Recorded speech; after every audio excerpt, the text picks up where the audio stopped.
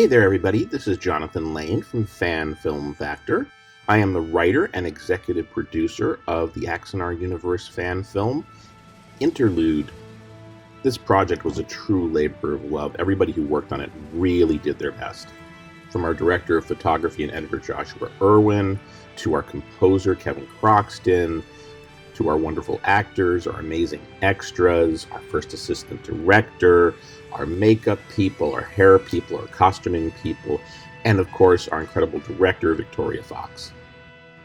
Throughout the development of Interlude, I posted a series of blog features, interviews, and behind-the-scenes videos spotlighting various aspects of pre-production, production, and now post-production.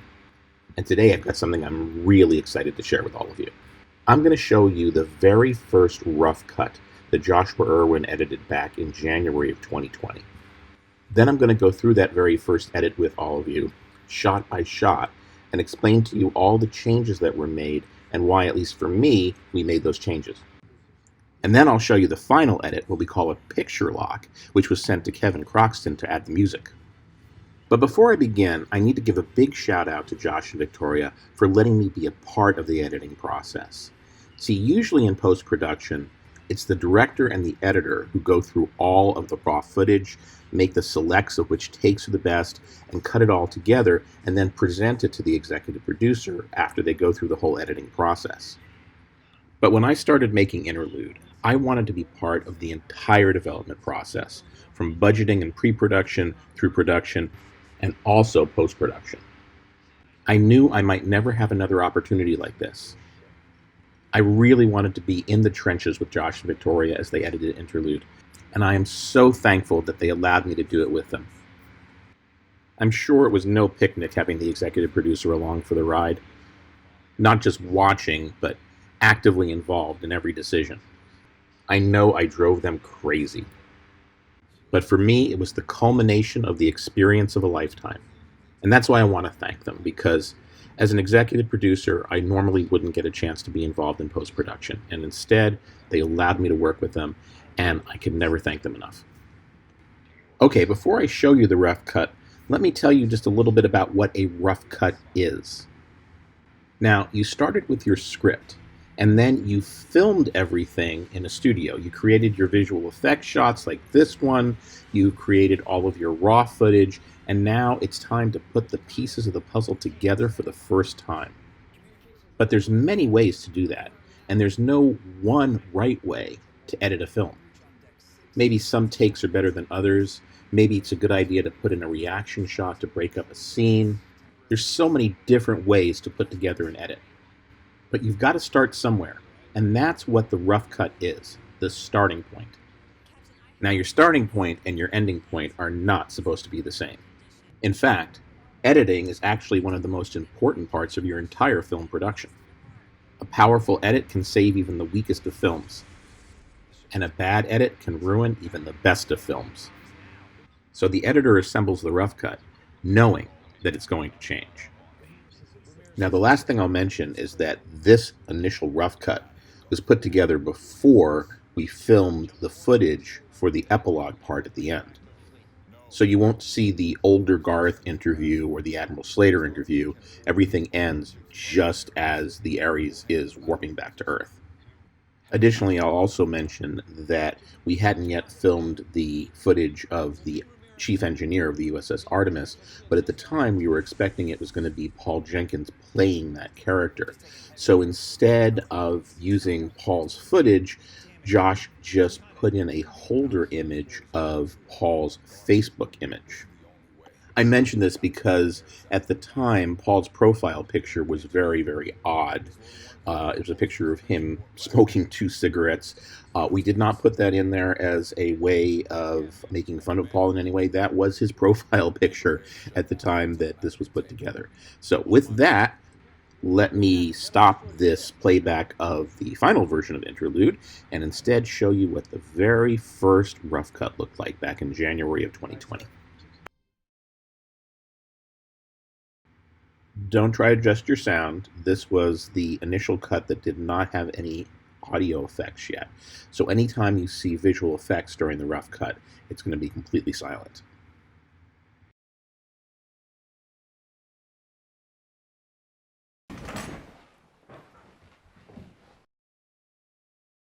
Burgess, take engineering.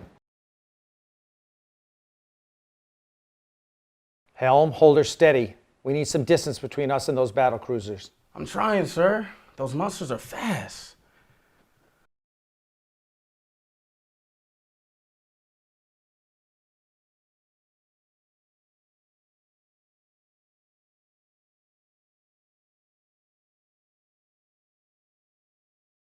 Damage report. Shields holding at 60%, aft torpedoes disabled, impulse engines damaged but still operative. We have warp power, but not for long. Bridge, this is engineering. Garth, what the hell are you doing to my ship? Alexei, divert all non-essential power to the aft shields. Keep those warp engines intact. Mr. Tanaka's on his way down to assist. Do the impossible. Aye.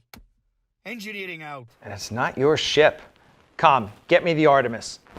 Captain Jakande on main viewer, sir. I guess Karn finally got his D7s launched. Would you look at the size of those things? Status on the Artemis, Captain. Shields are at 72%, warp and impulse engines intact. Minor casualties. 2, 1, bang. So far. Just our luck the first D7 attack would happen here. I don't believe in coincidence, Captain. Are you saying the Klingons knew we'd be here? How can that be? Only a handful of Starfleet officials knew our course vectors or who we'd be transporting. Do you know what you're saying, Garth? It's the only explanation. We have a spy.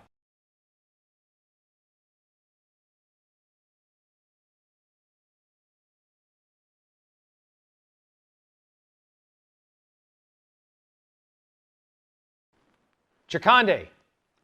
Kane, status on comms. Communications relay overload, Captain. I'm rerouting now. Just give me a minute. Franklin, damage report. Hull breach on deck 6, emergency bulkheads in place.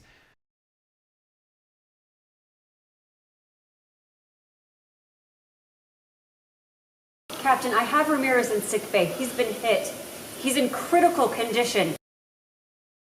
I need to operate, but I can't while the ship is being blasted apart. Understood. The ship gets blasted apart, it's not going to matter. Kane, I need comms now. Thanks for calling me back. I thought you'd hung up on me. Ramirez is in sick bay. He's critical. Get out of here, Garth. Now. We'll handle this. Jump to warp with us. With any luck, we can both make it back to the fleet. No. Those D7s are faster than us. Starfleet can't afford to lose both our ships plus Ramirez. We'll handle the battle cruisers. Helm, come about. Jakande, no. We'll beam Ramirez to you. We can lower our ventral shields just long enough to get in. Captain, we've just taken heavy damage to the ventral power conduits. It's knocked out the transporters. Damn it. Jakande, can you beam Ramirez? Our transporters are out too. Garth, this is the only way. You've got to get Ramirez out of here now. Engineering, slow to 1/4 impulse, start venting warp plasma. We've got to make it seem like we've been crippled. And Commander, be prepared to shut down antimatter containment. On my mark. Captain. I know. Jakande. It's been an honor serving with you, Captain Garth. Now get the hell out of here. Helm, hard about. The honor is ours, Artemis. Helm, warp factor 7. Now.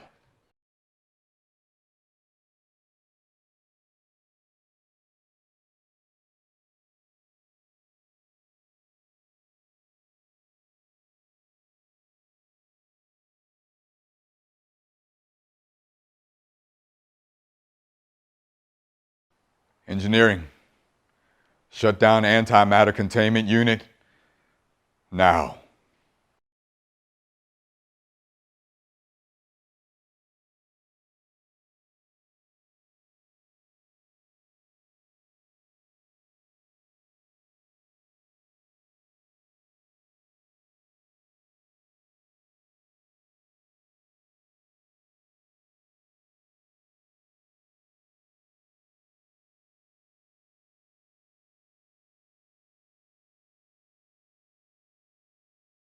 Captain? Antimatter explosion, sir. Artemis is gone. The Klingon ships are no longer pursuing us. Mr. DeVille, get us back to Earth. Best speed. And there you go. That was the first time that I saw Interlude. Now you're probably thinking, this doesn't look that different than the final version. And you're right, but there are some very interesting changes that we made along the way, and I'd like to share those with you. So let's watch the rough cut again, in short segments this time. And I'll point out some of the big things that were changed, and also some of the very subtle nuances that you might not have noticed. And then, after each segment, I will show you how that segment turned out in the final picture lock. Alright, let's start. Now, as you probably know, this opening scene is actually the very last shot from Prelude to Axanar.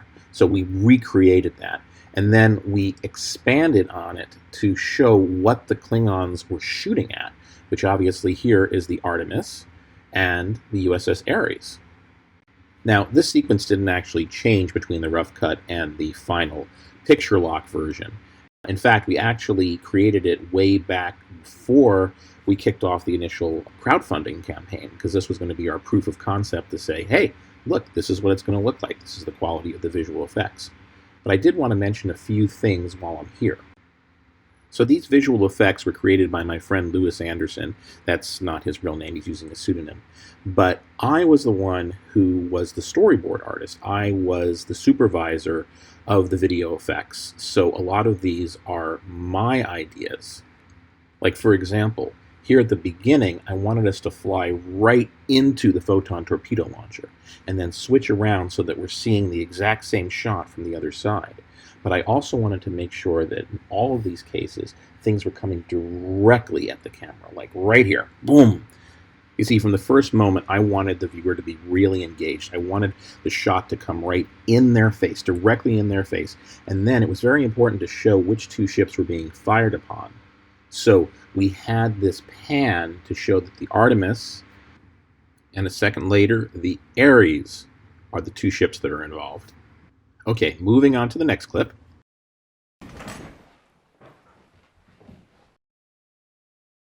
Burgess, take engineering. I love this sequence so much. It was so difficult to do. Josh was standing with a camera on top of a ladder. We had all of these people moving simultaneously. The turbolift doors had opened at just the right time. The people going in couldn't run into the person coming out.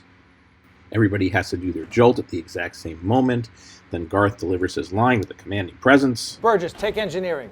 All while the people behind the set are flicking the lights on and off. It was an amazing 10-second sequence, unlike anything I've ever seen in any Star Trek fan film. I think we had like 15 or 18 people involved in this shot, both in front of the camera, behind the sets. It took multiple attempts to get this right. In fact, let me show you, for those of you who didn't see it in my previous blog, what the behind-the-scenes filming of this scene looked like, because it's really, really interesting. Let's take a look. Rolling. Camera speed. Audio speed. And action actors. That urgency is up. Great, thank you. Crystal. 2, 1, bang. Doors. 1, 2. Burgess, take engineering. 1, 2, close.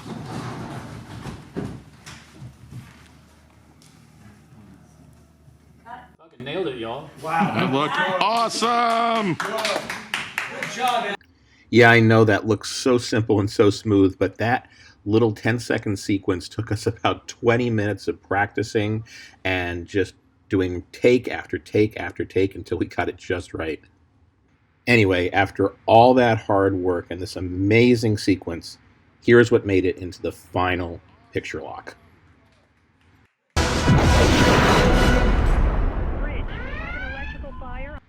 Did you blink and miss it? Here, take a look again.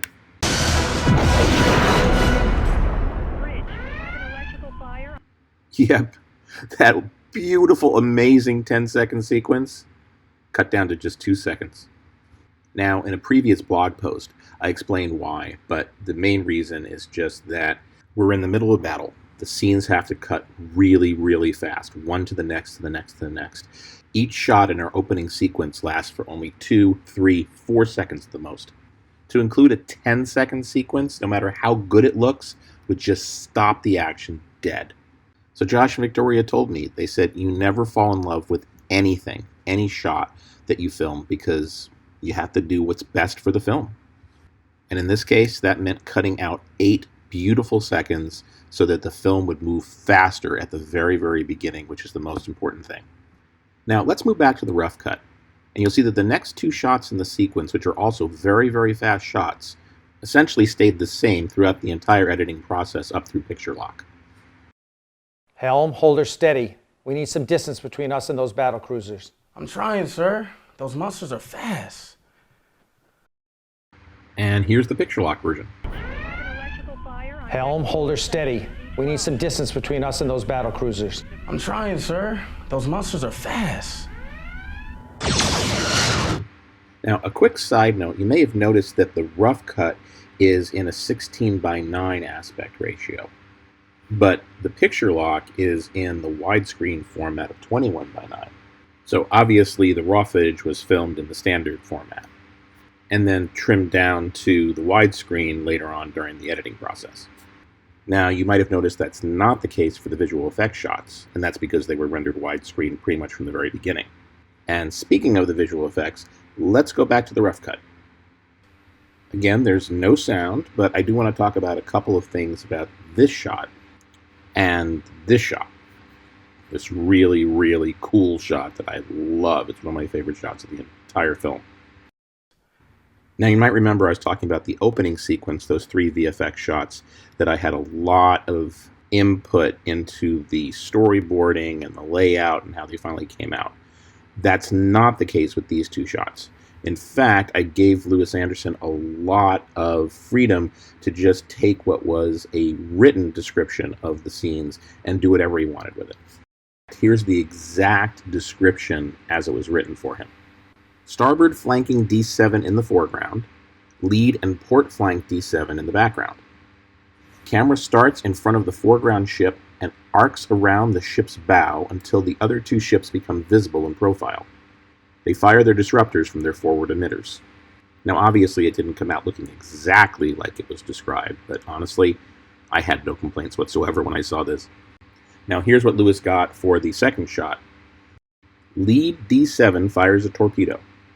Camera tracks with the torpedo, arcing around to its rear side and follows it to the impact on the Ares aft port impulse engine. And from that brief description, which was written by Josh, we got this amazing shot. Now let's see how it looked in the picture lock version. Now you're probably noticing that the picture lock version has some temporary sound effects. These were put in by Josh as a guide for both Kevin Croxton, our composer, as well as Mark Edward Lewis, who did the sound mixing later on. I'll play it for you one more time without the commentary.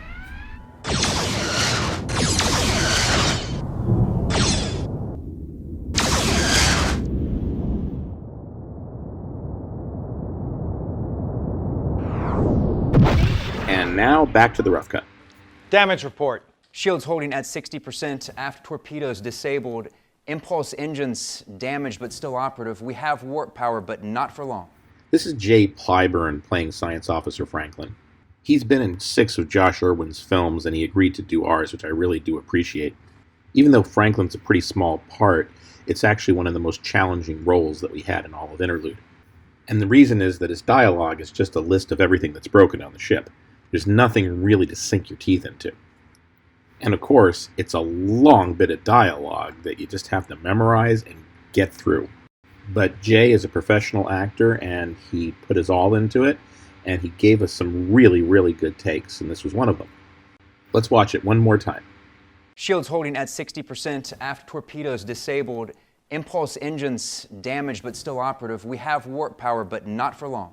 Now, selecting the best take is always an arbitrary decision. So initially, Josh went with this one. But Jay gave us 3 solid takes, and I liked one of the other ones, so that was the one we ended up using. See if you can spot the differences, and afterwards I'll tell you why I preferred that one over this one. Damage report. Shields holding at 60%, aft torpedoes disabled, impulse engines damaged but still operative. We have warp power, but not for long. As I said, it's completely arbitrary. But when it came down to it, I just liked the way he said, but not for long, in the second version. Here's the first version again. We have warp power, but not for long. And the second. We have warp power, but not for long. And it really was as arbitrary as that. Josh and Victoria were fine with that select, so that's the one we went with.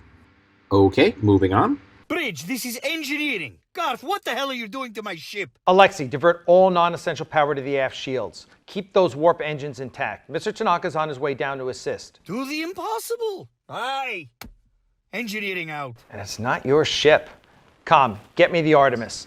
Hey, before we go on, you want to hear something really cool? Before actor Jamie Rennell came on to do Leonov's voice, we had a different person recording Leonov's line. See if you can guess who it was. Bridge, this is engineering. Garth, what are you doing to my ship? Alexei, divert all non-essential power to the aft shields. Keep those warp engines intact. Mr. Tanaka's on his way down to assist. Do the impossible. Just like always. Aye, sir. Engineering out. And it's not your ship. Com, get me the Artemis. Yep, before we had Jamie Rennell, I was going to do the voice of Leonov. Fortunately for Interlude, Jamie Rennell, who is going to be playing Leonov in the Axanar sequels, agreed to do the voiceover for us, so we were spared from my Russian accent. Now, before we go on, for anybody who has an issue with Alec Peters' acting, I want to point out something about this scene. Alec has a lot of things that he needs to do. The first is he has to hold his head in just the right spot for the entire sequence because he's got light right on the corner of it. Now he starts out listening to somebody talking to him for about 3 seconds, and he has to react to it. Then he has to deliver about 7 seconds of non-stop, fast-paced, complex dialogue. Then he has to wait for another 4 seconds, like he's listening to somebody who's exasperating to hear. And then finally he has to bring it all home with one of the only comedy lines in this otherwise very serious fan film. Oh, and at the end, he can't miss a beat. He has to turn to communications and give an order. So keeping all that in mind, let's take a look at the sequence one more time. Bridge, this is engineering. Garth, what the hell are you doing to my ship? Alexei, divert all non-essential power to the aft shields. Keep those warp engines intact. Mr. Tanaka's on his way down to assist. Do the impossible. Aye. Engineering out. And it's not your ship. Com, get me the Artemis. So give credit where credit is due. That is not easy. That said, I wasn't thrilled with the way that Alec delivered the comedy line in that take. However, Alec did some other takes, and one of them had a really understated version of that line that I loved, and that's the one we went with. So let's take a look at the way that turned out in the picture lock. We have warp power, but not for long. Bridge, this is engineering. Garth, what the hell are you doing to my ship? Alexei, divert all non-essential power to the aft shields. Keep those warp engines intact. Mr. Tanaka's on his way down to assist. Do the impossible. Aye. Engineering out. And it's not your ship. Reserve battery power down to 53%. Com, get me the Artemis. Oh, lots of good stuff to talk about there. First, let's just compare the two deliveries of the line, and it's not your ship. And it's not your ship. And it's not your ship. For me, no contest. By the way, that line came from a character description that Alec had initially written up for Chief Engineer Leonov. Starfleet engineers tend to be a little quirky, and they certainly feel very protective of their ships. And this is definitely true for Leonov. So the gag is that Leonov sort of thinks of the USS Ares as his, Leonov's ship, and that Garth is just borrowing it. So I always sort of imagine the line, and it's not your ship, as something that Garth has probably said 100,000 times. Now, speaking of Leonov, the fact is that even though we had Jamie Rennell doing the voice of Leonov, we didn't have him on camera. And I thought that Josh's solution of having the visual feed be an operative was absolutely brilliant. And you'll also notice that Garth is no longer listening to Leonov at the beginning. We are focused on the armrest, and then we cut to Garth. Now, you might be aware that we re-recorded Jamie. A lot of people thought he sounded too Scottish in this version, so we got a more Russian voiceover. Do the impossible. Aye. Engineering out. So that was the first version. Let me play you the final version. Bridge, this is engineering. God, what the hell are you doing to my ship? Alexei, divert all non-essential power to the aft shields. Keep those warp engines intact. Mr. Tanaka's on his way down to assist. Do the impossible. Done. Same as always. Engineering out. And it's not your ship. And then, of course, Josh decided to cut away for a moment to this insert of the USS Artemis on the view screen before cutting back to Garth turning to communications to give the order. And once more, back to the rough cut. Com, get me the Artemis. Captain Jakande on main viewer, sir. I guess Karn finally got his D7s launched. Would you look at the size of those things? This time I'm going to go directly to the picture lock and show you how it turned out, and then we'll discuss the changes and why they were made. Com, get me the Artemis. Phaser overload, still preventing recharge. Captain, the Ares is hailing us, sir. Captain Jakande on main viewer, sir. Guess Karn finally got his D7s launched. Would you look at the size of those things? Now, the first thing you'll notice is we added in this shot, and one of the reasons for that is that there's a whole bunch of people in it that otherwise would not have been seen in the fan film had we not included this shot. And it's a fan film. I just wanted to have as many people who showed up be on screen as possible. However, adding in this scene meant we also had to have the communications officer record this line separately. Captain, the Ares is hailing us, sir. That way we could cut back to the Ares communications officer saying this. Captain Jakande on main viewer, sir. And then we get to see Jakande there in the main viewer with his Star Wars line. Would you look at the size of those things? Yep, I went there. Anyway, let's go back to the rough cut for just a few seconds, and I'm going to show you two other things that we changed. I guess Karn finally got his D7s launched. Would you look at the size of those things? Okay, three things that we changed, because we completely got rid of that Klingon D7 console cutaway, because that just wasn't working. We also got rid of that little text stuff on the bottom of the view screen.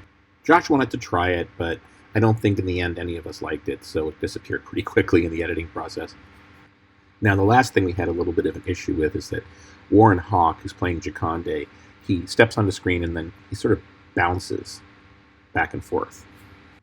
Now, I'm sure you've heard the phrase, we'll fix it in post. Well, we're in post and we need to fix it. Obviously, we can't stop him from swaying, but we're in the middle of a space battle.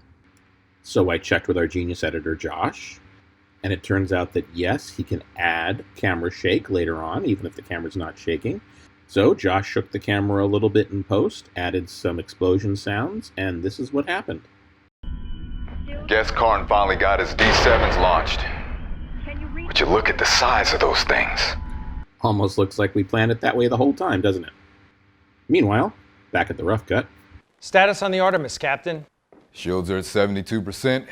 Warp and impulse engines intact. Minor casualties. 2, 1, bang. So far. Just our luck the first D7 attack would happen here. Oh, such a good take. Perfect. Except for one thing. Did you spot it? Here, take another look. Status on the Artemis, Captain. Shields are at 72%. Warp and impulse engines intact.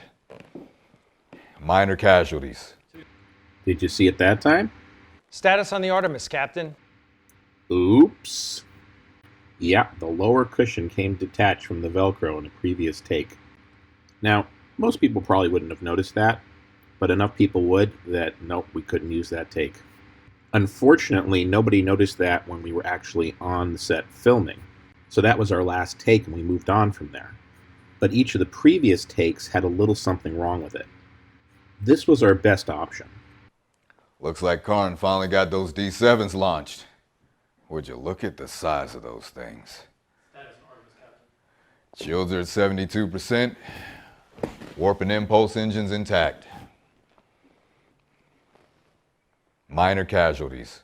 2, 1, bang. So far. The take's really good, except there's too long of a pause before minor casualties. Warp and impulse engines intact. Minor casualties. Even William Shatner would have said, your pause was too long. And we couldn't just edit out the pause because then you get this noticeable jump in the camera. Warp and impulse engines intact. Minor casualties. Fortunately, though, Josh filmed this line of dialogue from multiple different angles. So even though it wasn't the most optimal solution, we did have this option available to us. Status on the Artemis, Captain. Shields are at 72%. Warp and impulse engines intact. Minor casualties. So far. Not bad, huh? Now, this next part of the rough cut contains a sequence that unfortunately did not make it into the final version. I don't believe in coincidence, Captain. Are you saying the Klingons knew we'd be here? How can that be? Only a handful of Starfleet officials knew our course vectors or who we'd be transporting. Do you know what you're saying, Garth? I blogged about this recently, but right before Jakande says, "Do you know what you're saying, Garth?" there was supposed to be a line from Garth where he provides some exposition about this being an ambush, and he goes on about how the Klingons had to have known who was aboard. Unfortunately, a last-minute script change on set resulted in Alec never recording that line on camera. So we just didn't have it. And rather than having an awkward cut from Jakande to Jakande, we just got rid of that bit of dialogue entirely. So far. Just our luck the first D7 attack would happen here. I don't believe in coincidence, Captain. Do you know what you're saying, Garth? By the way, I don't know if you noticed at the very beginning, but when Jakande says, "just our luck," we cut away to Garth, and that allows us to use a different take that was even better of Jakande delivering that line. So far. Just our luck the first D7 attack would happen here. I don't believe in coincidence, Captain. Do you know what you're saying, Garth? As we go back to the rough cut, the next line from Garth, I wasn't really thrilled with the delivery. It's the only explanation. We have a spy. But that's why you should always shoot multiple takes, because we had this option instead. It's the only explanation. We have a spy. Nailed it. Now, I should qualify that. In my opinion, that was a better take than the previous one. Other people might not agree with me. But that's the thing. In editing, there's no one right answer. Sometimes Josh and Victoria agreed with me, and sometimes they didn't. And sometimes we used my select, and sometimes we used their select. Okay, back to the rough cut. We have a spy. I love that reaction shot. I also love this shot, especially right here. Jakande. Kane, status on comms. Communications relay overload, Captain. I'm rerouting now. Just give me a minute. Not much change between that and the picture lock, but you'll be able to see some of the post-production visual effects that Josh was able to add in. We have a spy. Failing in emergency transporters. Rerouting.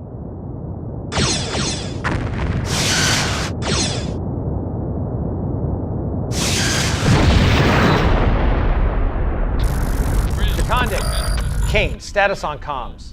Communications relay overload, Captain. I'm rerouting now. Just give me a minute. Now, this next part of the rough cut actually includes something that's kind of unusual. I'm rerouting now. Just give me a minute. Franklin, damage report. Hull breach on deck 6, emergency bulkheads in place. Usually with rough cuts, the editor will start with more than he needs and then trim down from there. But this was one of those rare times where more dialogue was added because I wanted Franklin's full damage report to show how badly the Ares had been hit. I'm rerouting now. Just give me a minute. Franklin, damage report. Hull breach on deck 6, emergency bulkheads in place. Phaser banks 3 and 4 damaged. Auxiliary control circuits temporarily disabled. Casualties. Sickbay to bridge. Now, Josh and Victoria didn't want to hold on the full damage report because it goes on for 10 seconds. So instead, they cut away to this console display of what Franklin is reading. And then they cut back to Franklin, and then the doctor interrupts him. Casualties. Sickbay to bridge. So just like we had in that opening sequence, we didn't want a long 10-second shot. So Josh and Victoria cut it in such a way that no one shot lasts for more than 3 or 4 seconds maximum. It's much more exciting and fast-paced that way. Okay, as we go back to the rough cut, you're going to hear something that's going to be very unusual.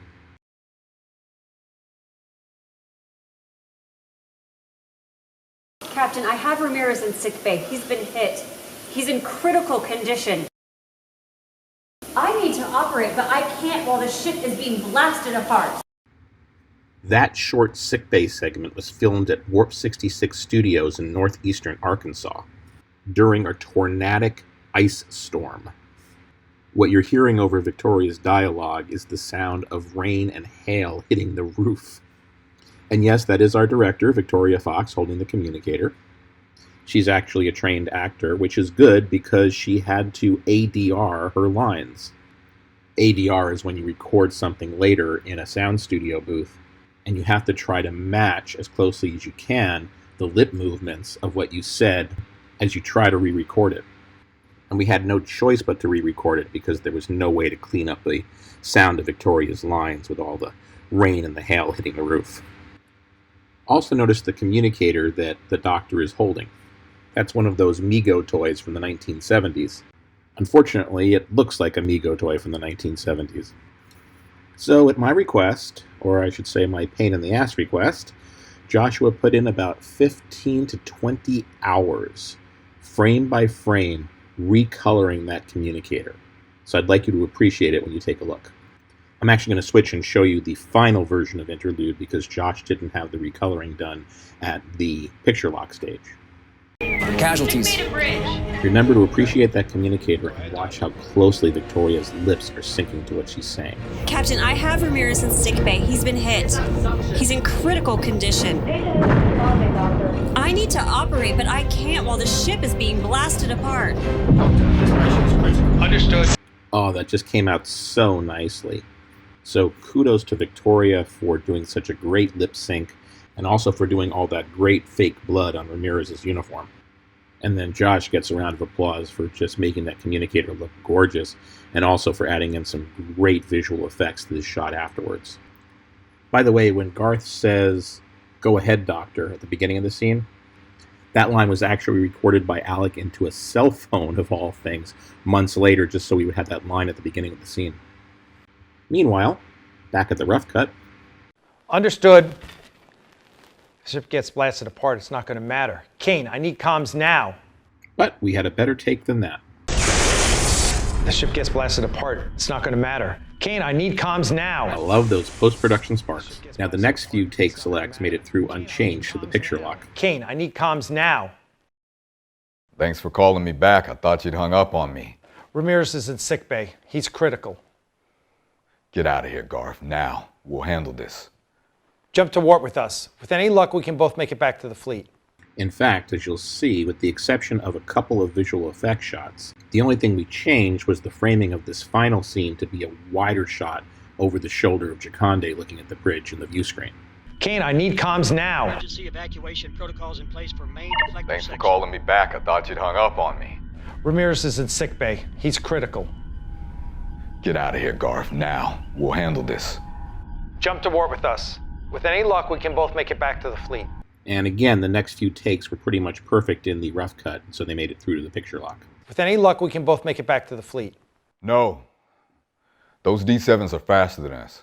Starfleet can afford to lose both our ships plus Ramirez. We'll handle the battle cruisers. Helm, come about. Jakande, no. We'll beam Ramirez to you. We can lower our ventral shields just long enough to get in. Captain, we've just taken heavy damage to the ventral power conduits. It's knocked out the transporters. Damn it. Jakande, can you beam Our Ramirez? transporters are out too. Garth, this is the only way. You've got to get Ramirez out of here now. I'll indicate changes on the picture lock version. With any luck, we can both make it back to the fleet. No. Engineering, can you confirm? Those D7s are faster than us. Starfleet can afford to lose both our ships plus Ramirez. We'll handle the battle cruisers. This reaction shot is different. In the rough cut, they were just staring. They weren't turning around. Helm, come about. Jakande. And here Josh added an insert shot of Trey McElwain as the pilot of the Artemis. Trey's not an actor, but he really did an amazing job, and I think we can credit Victoria for directing him in a very strong way. Also notice, I'm going to rewind this slightly, that we have Alex starting to talk while we're still looking at Trey's reaction shot, which just unifies this shot with the next shot. Helm, come about. Jakande, no! We'll beam Ramirez to you. We can lower our ventral shields just long enough to get... Obviously, we added a little special effect there. Captain, we've just taken heavy damage to the ventral power conduits. It's knocked out the transporters. In the rough cut, we didn't cut away to Franklin. We actually just heard him as a voiceover. But the cutaway makes it all more dynamic. And then we can come back to a close-up of Garth. Damn it. Jakande, can you beam Ramirez? Our transporters are out too. Garth, this is the only way. You've got to get Ramirez out of here now. This next segment of the rough cut's going to look a little awkward because we didn't yet have the footage of the Artemis chief engineer. But you'll see how Josh handled it. This is the only way. You've got to get Ramirez out of here now. Engineering, slow to 1/4 impulse. Start venting warp plasma. We've got to make it seem like we've been crippled. And Commander, be prepared to shut down antimatter containment. On my mark. I know. And now get ready for the picture lock version. You've got to get Ramirez out of here now. Engineering. Okay, before anybody contacts YouTube with a privacy complaint and blurs out anybody's face, I need to show you all something. The main interlude shoot took place on November 2nd to November 3rd, 2019. Everyone who came to Airy Studios that weekend was greeted at the front door by our production assistant, Carolyn Shipman, and shown the following paperwork. It explained that by coming to the studio that day, you were giving your consent to being filmed, either in front of the camera or for behind-the-scenes footage. Everyone who came in had to agree to that. Even our directors, Josh and Victoria. If someone didn't consent to be filmed, they weren't allowed inside. Paul Jenkins came to our shoot on Sunday afternoon, November 3rd, 2019. On April 4th, 2021, Paul requested that we remove any footage of him from the final cut of Interlude. We did so 2 weeks later, replacing Paul's shots with the same shots using actor Tyler Donovan. Anyway, this isn't the final version of Interlude. This video is a comparison between the rough cut and the picture lock versions of this fan film. Footage of Paul Jenkins appeared in the May 2020 picture lock version. And these shots can't be replaced or removed without affecting the authenticity or the accuracy of this educational video.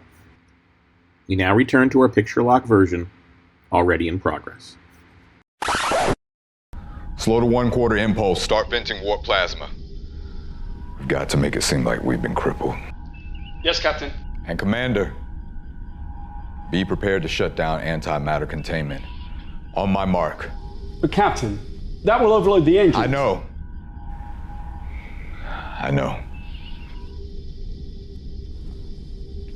Yes, sir. And back to the rough cut. I know. Jakande. It's been an honor serving with you, Captain Garth. Now, I wrote about this in a previous blog, but I had a real problem with how quickly it shifts. Captain Jakande is sitting in his chair. 1, 2, 3, Jakande standing up. That's way too fast. We tried inserting an over-the-shoulder shot of Jakande getting up from his chair and walking down to the view screen, but Josh didn't like the way that looked.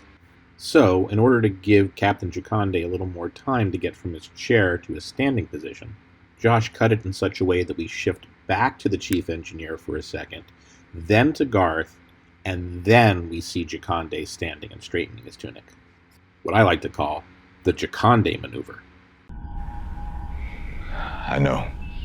Now we have a little time for Jakande to get up. Yes, sir. Jakande. Take a few steps, and... It's been an honor serving with you, Captain Garth. Now as we go back to the rough cut, I'm going to point a few things out to you. It's been an honor serving with you, Captain Garth. Now get the hell out of here. Helm! Hard about.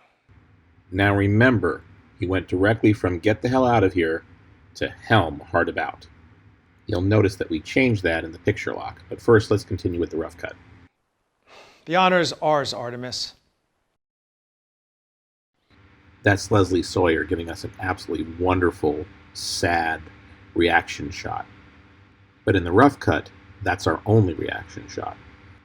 When we get to the picture lock, you're going to see a whole bunch of reaction shots. Helm, warp factor 7. Now. This is minor, but you'll notice that when Garth says helm, the camera's still on Leslie, and then it shifts back to him for the rest of his order. Helm, warp factor 7. Now. So let's take a look at what changed. It's been an honor serving with you, Captain Garth. Now get the hell out of here. The honor is ours, Artemis. Now remember, in the rough cut, Jakande says, "Get the hell out of here, Garth," and then immediately gives the order to the helm. In the picture lock version, we hold off the order to the helm so that we can show Garth, and also we can show a bunch of reaction shots. And not just one shot, Leslie, but 3 shots, which really underscores this moment of intense respect for the sacrifice that this other crew is going to make. The honor is ours, Artemis.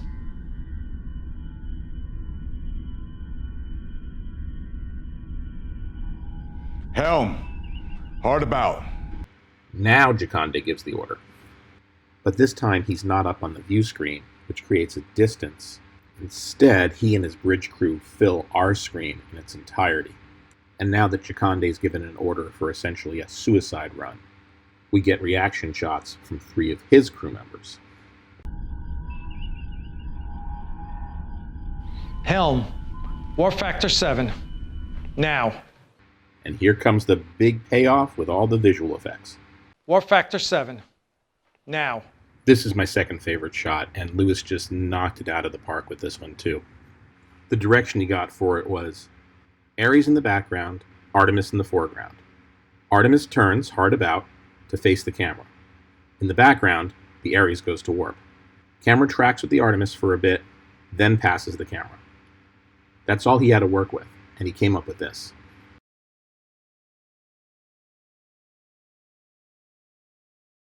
Now, if you take a close look at this next one, you'll see that it's actually not a finished rendered image yet. It's still a pre-viz animatic, which means that you don't see the textures on the ships yet. A little backstory behind this shot. I actually didn't want this shot, or more specifically, I didn't like the style of it, which is called a snap zoom. I wanted something that was more consistent with our other shots, but Josh and Victoria really liked it. However, my other feeling was that it's too far away, that we're not really seeing the Artemis up close and getting pounded. And I wanted to really have a visceral feeling of what was going on. So I asked Lewis really, really nicely as a favor, could he make just one more shot for us? And that was this shot. And this time I was very specific with what I wanted. I wanted to make sure you saw the Artemis getting pounded, and I wanted to make sure that you actually saw the word Artemis there on the hull coming right towards you. And since both Lewis and I are classic TOS fans, I told him I wanted something that looked a lot like this shot. And that's exactly what I got. So kudos to Lewis for, first of all, giving me the extra shot, and also just doing such a nice job with it. Now, you probably noticed it says NCC 1657. That is not the correct number for the Artemis. It was originally going to be 1657, but then one of the Axanar patches came out for the USS Hercules with that NCC number, so we ended up having to change it to 1658, which you will see in the picture lock version coming up now. Now. That's what I said. Now.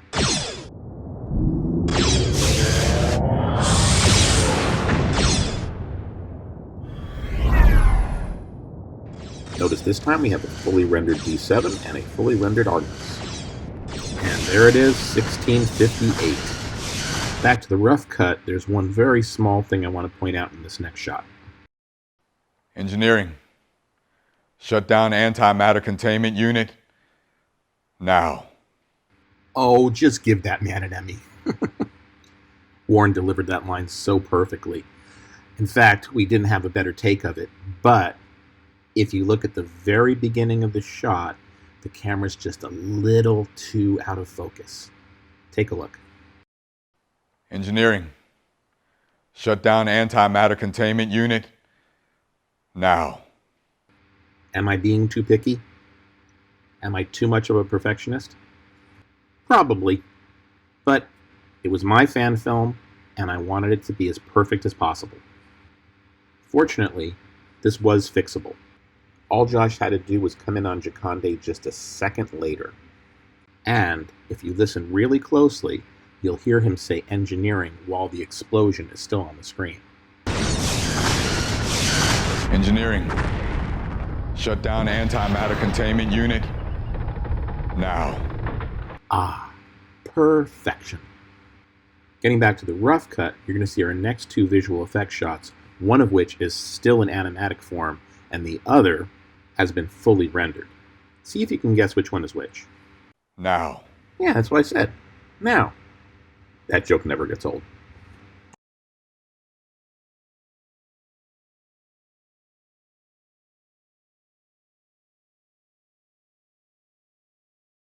Yep, this is the fully rendered version. This is actually Lewis's favorite. He calls it the shark shot. Now, remember about a minute ago when I told you how we asked Lewis if he could render one more shot for us? Well, there was actually a point where Lewis asked us if he could add an extra shot, and it happened during this sequence. Lewis felt, and I seem to remember Victoria agreed with him, that there was a little bit too much of an abrupt switch from the first shot into the second shot. As you can see, right after the Artemis explodes, there's this pregnant pause as the Klingons fly away. And then suddenly we have the shot, which is at about the same focal length distance, where the Klingons slowly recover. Lewis felt we should extend out that pregnant pause with a wider shot to just show the Klingons flying away even further than this.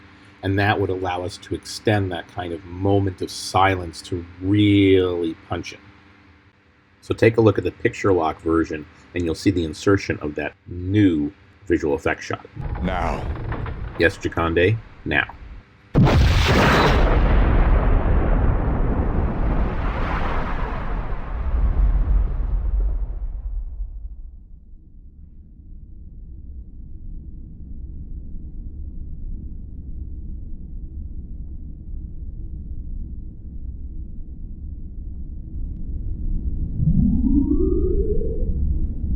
Going back to the rough cut, our next visual effects shot was rendered, but ended up having to be re-rendered, and I think when you see it, you're going to understand why. There's nothing inherently wrong with a very dark visual effects shot. And indeed, we're at a dark moment, so having a dark effects shot would almost seem appropriate. However, I grew up during the 1970s and 1980s, when sci-fi shows always had visual effects shots that overlit the ships, and they always looked beautiful, but not with a lot of shadows or contours. That would come later. I wanted Interlude to have a throwback look, harkening back to the TOS episodes of the 1960s, just with a modern flair that CGI could give it. Also, to be honest, I had to pay for that hole in the ship. Lewis isn't a modeler, he's an animator. So we had to actually pay a 3D modeler to create that hole in the ship, and it cost the production about $150. And by the way, I don't consider that a violation of the CBS fan film guidelines. It's like paying a prop maker to build a prop for you, or paying a costumer to make a costume for you. There's materials and labor and stuff, and sometimes you just have to pay for that. But anyway, since the production paid for that hole, I wanted to see it, gosh darn it. So I asked Lewis to re-render the shot just a little bit brighter.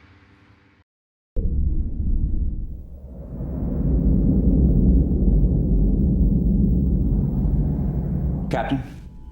Ah, and now we come to the end of our rough cut. And this last scene on the Ares had two different takes, both of them good, and both of them with a little bit of a problem. And I wanted one, and Josh wanted the other. This is the one that Josh wanted. Captain? Antimatter explosion, sir. Artemis is gone. The Klingon ships are no longer pursuing us. Mr. DeVille, get us back to Earth. Best speed. That was a good take, but I thought this one was better. This is the one we used in the picture lock. Captain? Antimatter explosion, sir. Artemis is gone. The Klingon ships are no longer pursuing us. Proton torpedo launcher repair estimate, 10 minutes. Mr. DeVille, get us back to Earth. Best speed.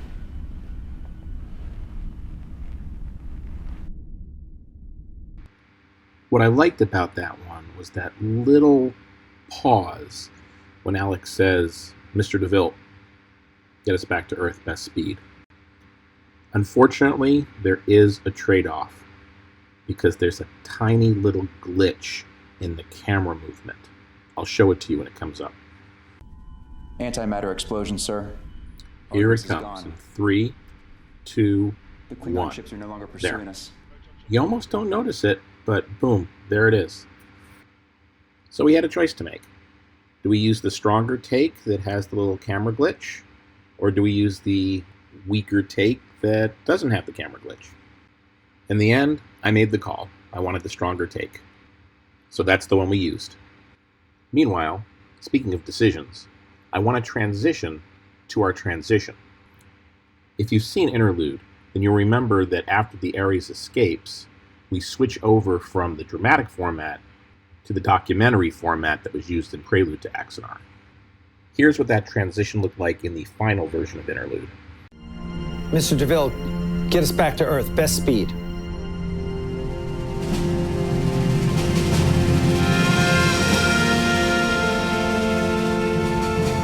I don't spend a lot of time thinking about the history of it, but you certainly think of what you've lost, what that war cost you. It was a good transition, solid transition. The only thing I didn't like was this little spot right over here where it's a little skewed the way it says United Federation of Planets and all the other stuff on the screen. But I recently found out from Josh that there was an alternate version of the transition that he wanted to do, but Victoria didn't want to do. And that happens. Sometimes the director and the editor don't agree with each other, and sometimes they don't agree with the executive producer.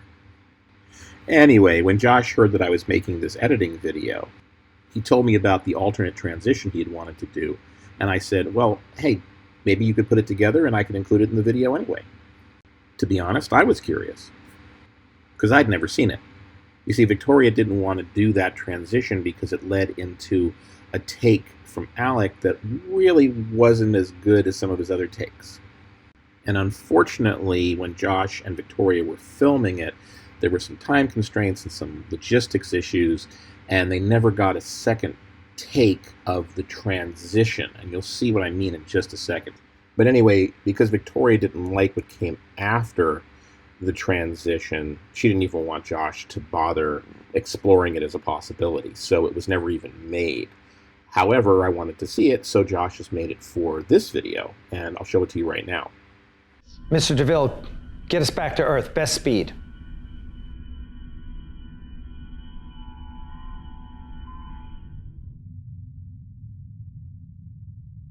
That ambush cost us dearly.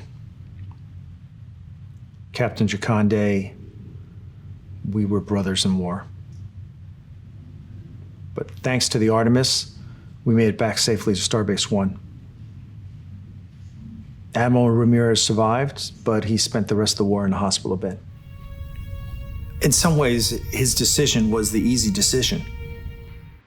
Now, the funny thing is, I actually like that transition. I like it better than the first one. I sort of wish Victoria had let Josh make it and show it to me, because I probably would have said, yeah, let's use it. But here's the thing. It's a fan film. It's not like we've released it in theaters or on Blu-ray or DVD. We've already made a second version of Interlude when we had to replace Paul Jenkins with Tyler Donovan. So why not make a third version? I mean, there's no fan film police that are going to come in and arrest us for doing it. So you heard it here first, folks. We're going to make a third version of Interlude with this new transition. It's not going to be immediate because there is some work that has to be done. Like, for example, Garth starts off about Ramirez spending the rest of the war in the hospital bed, so we have to take that out from where it is later on, and we're probably going to cut out some other things as well. And then, of course, we have to redo the music because the music is no longer going to match the length of how long Garth is talking. But we're going to do Interlude version 3.0. So be on the lookout for it on the Avalon Universe YouTube channel. Now, there's just a couple more things I want to show you before we finish up. The first is the picture lock version of the segments with Admiral Slater from the documentary section. Let's take a look at both of them back to back without the Garth stuff in the middle.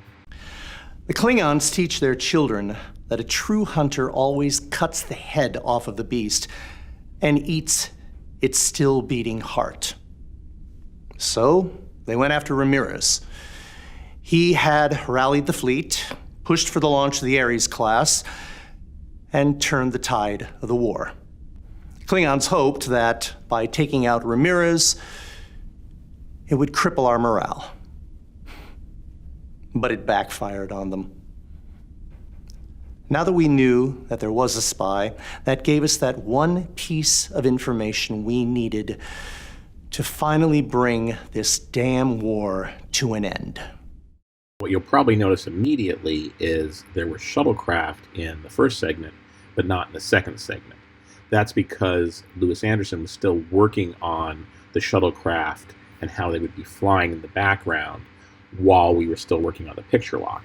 Also, those aren't the shuttles in their final beautifully rendered format. That's still the rough animatic version of them. And in fact, we spent so much time getting these shuttles lit properly and the levels adjusted. It was a pain in the butt for Louis and for Josh, and I'm sure I was way too demanding, but honestly, let me show you how those shuttles look at the end, because they look gorgeous. The Klingons teach their children that a true hunter always cuts the head off of the beast and eats its still beating heart. So they went after Ramirez. He had rallied the fleet, pushed for the launch of the Ares class, and turned the tide of the war. Nice shuttles, huh? Anyway, I don't want to talk about the shuttles, but I do want to talk about the bridge. You see, that photo of the Golden Gate Bridge was the very first thing I purchased after Interlude crowdfunded. I always knew I wanted to see the Golden Gate Bridge outside of Slater's office at Starfleet Academy, but I didn't want just another beautiful blue sky middle of the day shot like fan films and even Star Trek always seems to have. So I looked on stock photography sites for a really nice sunset shot of the Golden Gate Bridge, and this is ultimately the one that I licensed. Pretty nice, huh? However, obviously that's not the way the Golden Gate Bridge is going to look in another 300 years, so I made a few alterations in Photoshop. Here's what I did to it. I added that little covered tramway to the bridge itself. I also put in some extra buildings there on the far side, if you look over there. And then finally, I tweaked the levels a little bit so it wasn't quite as color saturated, since obviously this is going to be in the distance outside of Slater's window. It shouldn't look too bright.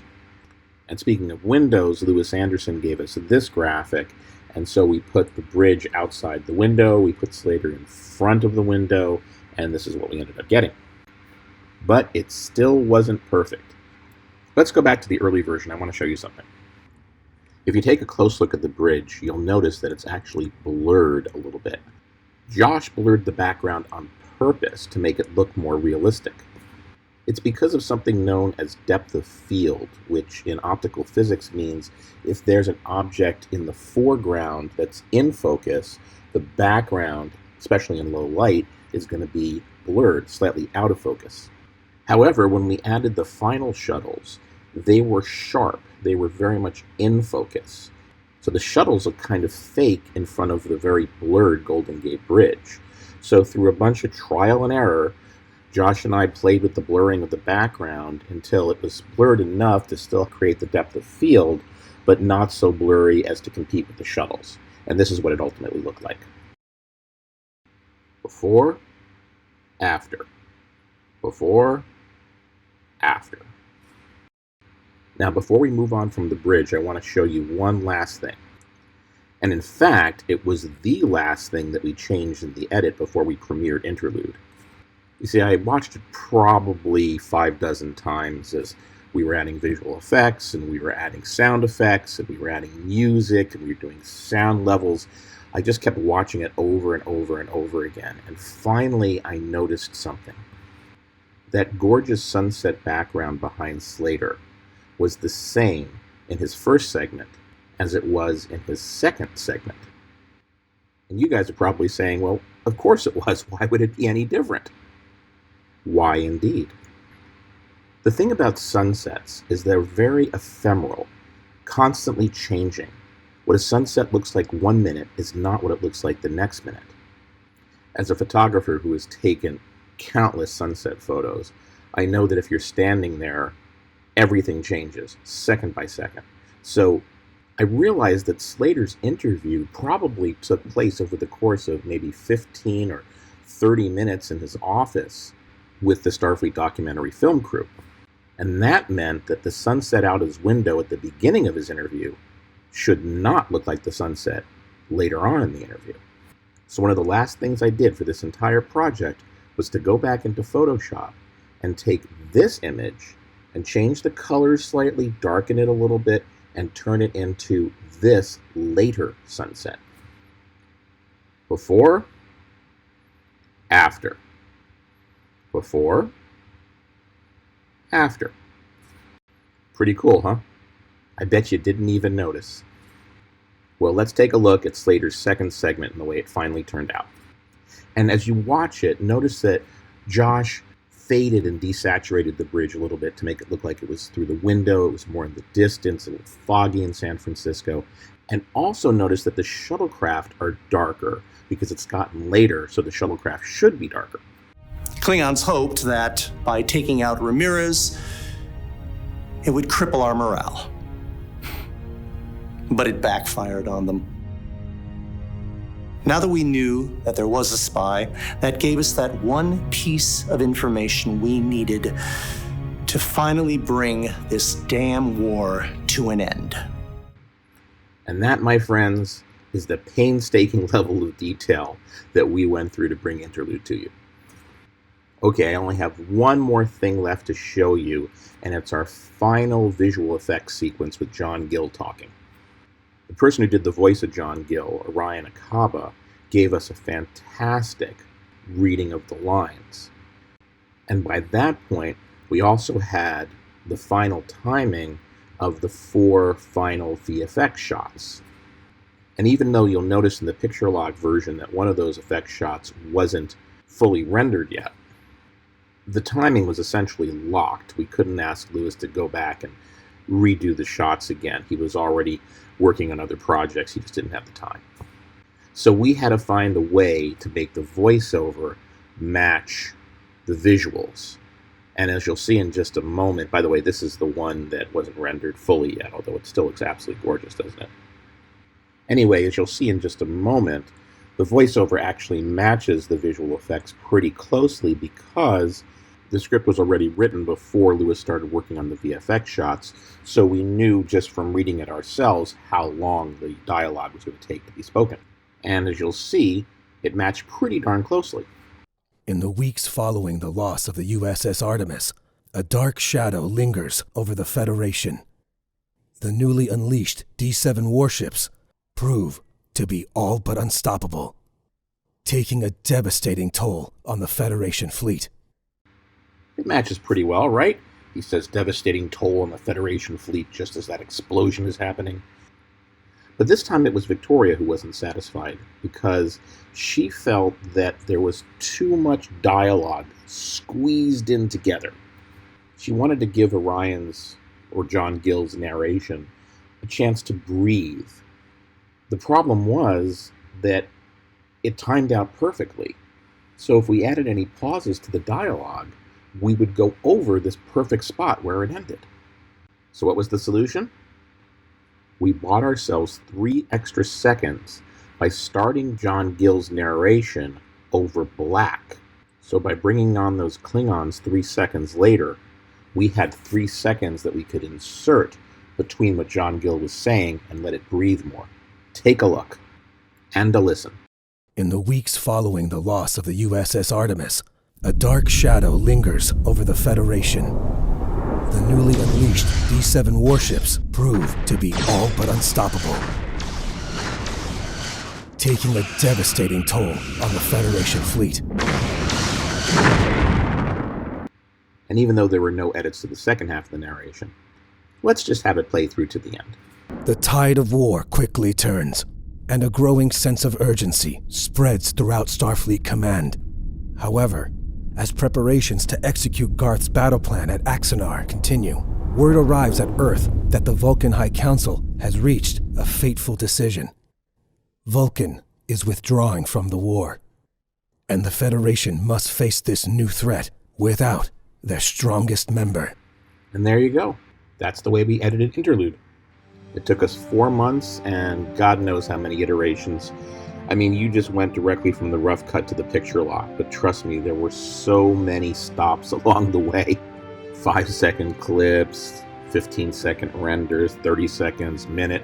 So many clips uploaded by Josh to YouTube so Victoria and I could evaluate them and we could all discuss them together.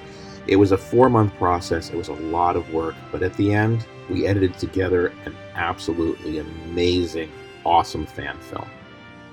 So I hope you enjoyed this little peek behind the post-production curtain, and I hope you enjoyed Interlude too. Keep supporting fan films, folks. Thanks for watching.